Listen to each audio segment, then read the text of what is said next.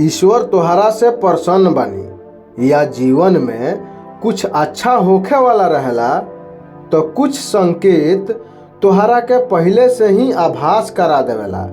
कहल जाला कि जौन मनुष्य ईश्वर के हर पल याद करेला, जौना मनुष्य के पवित्र मन रहेला आ दूसरा के भलाई करे में जिंदगी गुजारेला, ओकरा पर ईश्वर के कृपा सदैव बनल रहेला। भविष्य में होखे वाला घटना के लेके मन में कुछ आभास सा होखे लागे तो मानल जाला कि ईश्वर के आशीर्वाद तोहरा साथ बा। जौना मनुष्य पर ईश्वर के कृपा होला, उ चाहे अमीर बा आ चाहे गरीब बा, ओकरा हर जगह सम्मान के प्राप्ति होला। अगर तोहरा मेहनत से कईल गईल काम काज में सफलता मिलता तो एकरा के ईश्वर के ही कृपा समझे के चाही।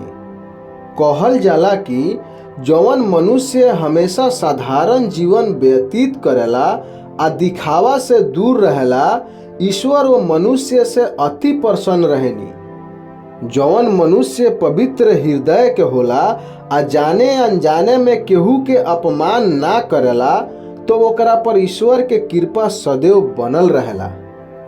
जौना मनुष्य के जीवन परोपकार में बीतेला, वो मनुष्य पर ईश्वर अपन कृपा सदैव बरसावेनी।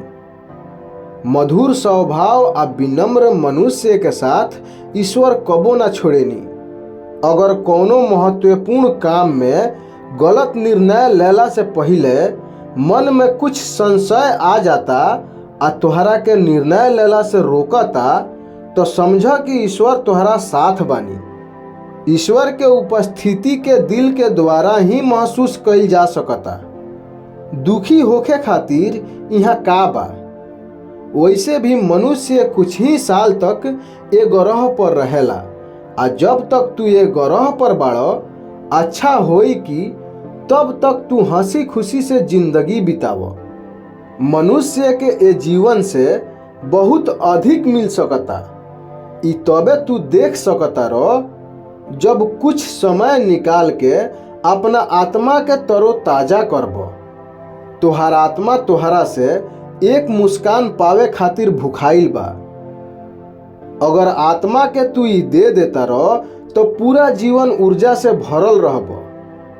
प्रत्येक व्यक्ति जीवन में सफल भइल चाहेला, लेकिन उ जानेला भी ना कि सफलता का हो, सफलता के लक्षण का हो।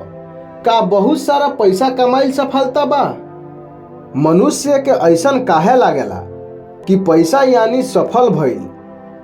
काहे कि पैसा जवन कुछ तू करे के चाहता रहो तो ओकरा के करे के आजादी देवेला। मनुष्य धन पावे खातिर अपन आधा स्वार्थ खत्म कर देवेला आ फिर स्वास्थ्य के वापस पावे खातिर आधा धन खर्च कर देवेला। का उ मनुष्य सफल बा? ना, उ दुखी बा। फिर सफलता के निशानी का बा?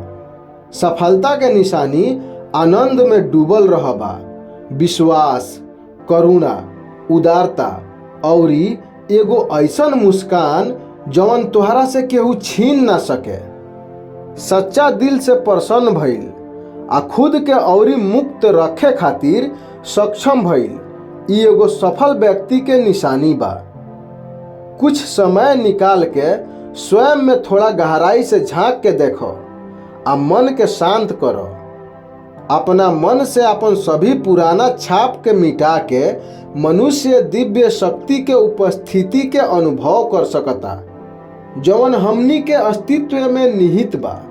इहे उपस्थिति के अनुभूति कईल बा। ईश्वर संसार के कण कण में समाइल बानी। ईश्वर के सच्चा स्वरूप के पहचान अपना आत्मा के पहचानला से ही संभव हो सकता। आत्मज्ञान ही ईश्वर के प्राप्ति के एगो मात्र रास्ता बा।